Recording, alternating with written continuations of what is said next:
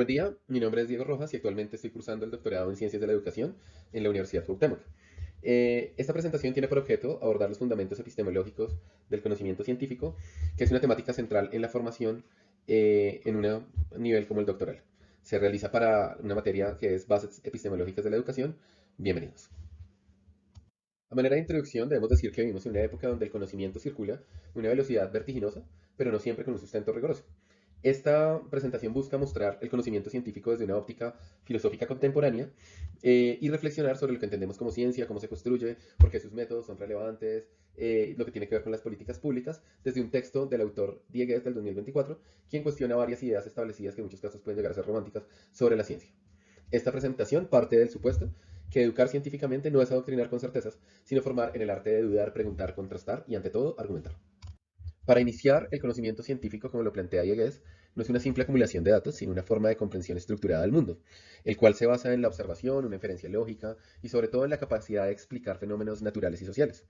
El conocimiento, bajo esta lógica, nos muestra que no existe un solo método, sino que es plural y que debe estar con una apertura hacia el disenso y una capacidad de autocorrección y compromiso que hagan evidente que la ciencia no garantiza verdades absolutas, pero sí proporciona los mejores marcos disponibles para, de esta manera, interpretar la realidad, siempre abiertos a ser revisados y mejorados. Esa es la base del conocimiento científico. Dentro del desarrollo del texto, uno de los aportes que yo considero más interesantes de este autor es la distinción que él hace del papel que juegan las ciencias en las políticas públicas.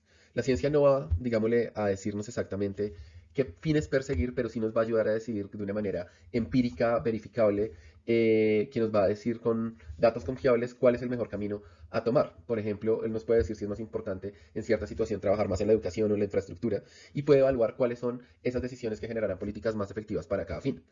Recurrir a la evidencia científica es un deber ético para cualquier gobierno responsable y por eso es fundamental que los futuros científicos o doctores que trabajemos acá conozcamos y propongamos una alfabetización científica en la ciudadanía para construir el mejor marco político posible. Bueno, y aquí llegamos a uno de los puntos neurales del texto, y es el consenso científico, que no significa unanimidad crítica, y eso es muy importante. Esto es más bien el resultado de un proceso riguroso, donde distintas investigaciones llegan a conclusiones similares a través de métodos que pueden llegar a ser replicables y revisados por pares, y esto es muy importante. El autor nos destaca que el consenso permite consolidar temporalmente algunos conocimientos, no sé, el cambio climático, la eficiencia de las vacunas, bueno, muchas cosas, y sirve de base para tomar decisiones colectivas. En otras palabras, el consenso es una forma de autoridad epistémica, pero no un dogma, ya que está sujeto al cambio y a la revisión. Se construye, se revisa y se puede superar, pero cumple una función esencial en el avance del saber. En ese mismo sentido, podemos hablar del disenso científico, el cual el autor refleja que es el verdadero motor del conocimiento, un poco más que el consenso. Es, digámosle, un disenso que tiene que ser razonado, metódico y que nos ayuda a mover las fronteras de la ciencia. Es básicamente, ese movimiento lo da el desacuerdo constante.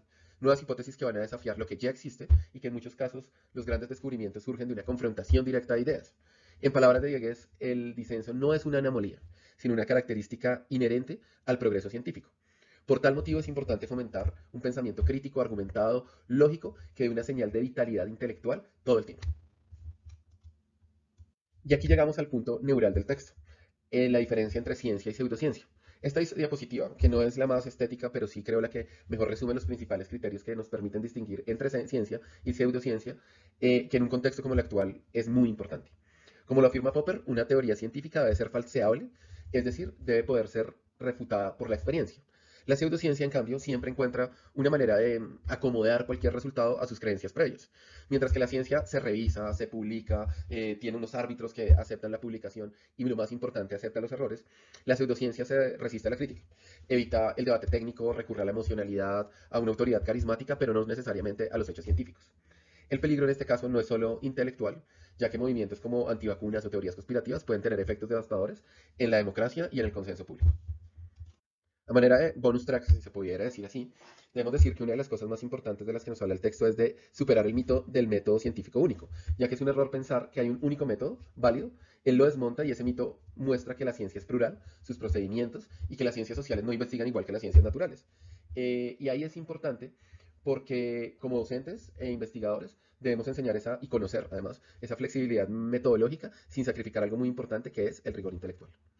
A modo de síntesis o conclusión, se puede decir que la ciencia no es una doctrina cerrada, sino que más bien es un proyecto abierto, colectivo, perfectible, que se sostiene sobre un diálogo crítico con evidencias y que frente al avance de la pseudociencia, el pensamiento mágico y esa lógica de la posverdad, nuestra labor como estudiantes de un doctorado debe ser formar una búsqueda constante de la verdad, una duda razonable, un juicio argumentado, que como bien lo explica Diegues, defender la ciencia es defender la racionalidad. No para imponerla, y eso es clave, sino para ofrecer una herramienta ética, ciudadana, transformadora. Esta sin duda es la primera tarea y digámosle defender ese carácter crítico y abierto es clave para construir ciencia verdadera. Finalmente, esta presentación se sustenta bajo el texto de Diegues, que se encuentra en eLibro y que se la recomiendo porque es un texto sencillo pero muy profundo en su contenido.